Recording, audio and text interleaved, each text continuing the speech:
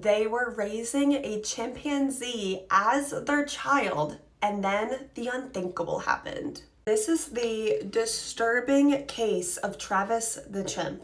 Sandy and Jerry were a successful married couple and very well off financially. After a playful encounter with a chimpanzee at a rodeo, Sandy became obsessed with the idea of owning one herself. Sandy and Jerry found a breeder of chimpanzees in Missouri and bought Travis when he was only 3 days old. Travis's mother had to be tranquilized so they could go in and steal Travis from her, which I'm sure was really devastating and traumatic.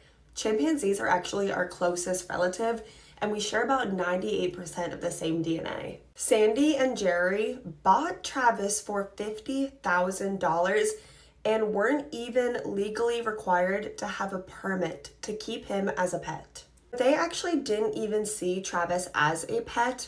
They raised him like a son. That was their baby. Travis was an adorable little baby. He went with them everywhere they went.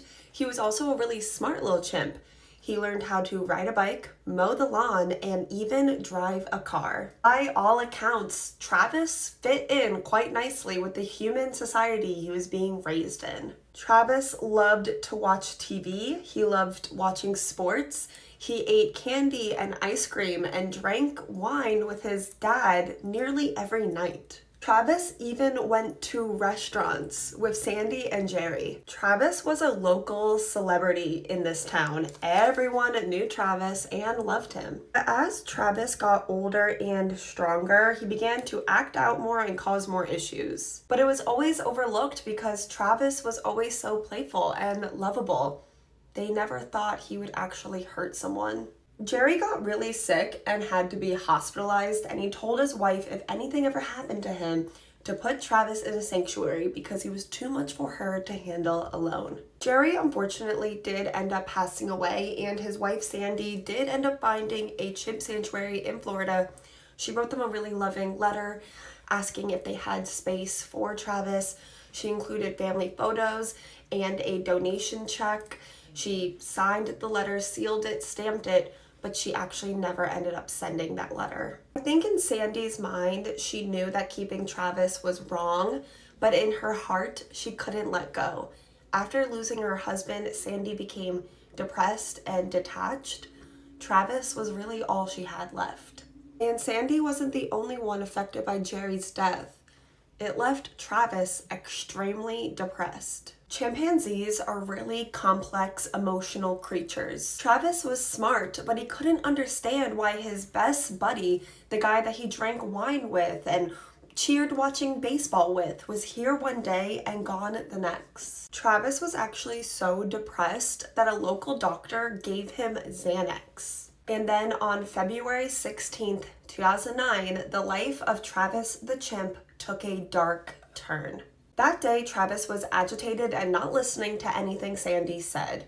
He was outside the home and refusing to go back inside. So Sandy ended up calling her best friend of 30 years, Sharla Nash, for help controlling Travis. Sharla agreed to come over and help Sandy with her chimp. Sharla had known Travis since he was a baby, but she had recently dyed her hair and looked a little bit different than maybe Travis remembered.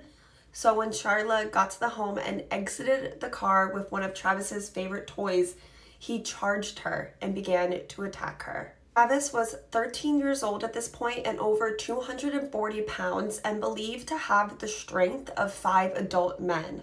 Travis began to rip Sharla apart, blood everywhere. Sandy did her best to save her friend, but Travis was not listening to her. So she called 911 for help.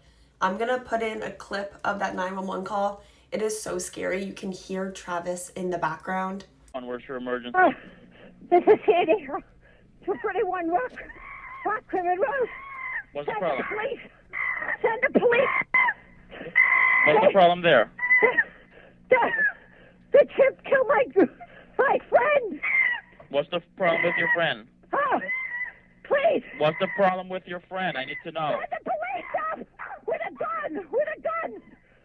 Who has a gun? When the police arrived, they were forced to unalive Travis. Charla was miraculously still alive, but her hands and her face were nearly completely gone and she had lost over half of the blood in her body. That day, Charla was in surgery for hours. There's some photos available online of what she looked like, but personally, I don't feel comfortable sharing them. It was a brutal scene. Even the hospital staff that was treating her needed counseling afterwards. Eventually, Charla had a face transplant, and compared to how she looked after the attack, it's incredible how good she looked after the transplant. She had a young daughter at the time in her care that had to end up living with a friend because she was in treatment for so long. Today, she's permanently blind, but she is so incredibly strong and a huge voice and activist against keeping wild animals as pets. Travis's owner, Sandy, passed away about a year later,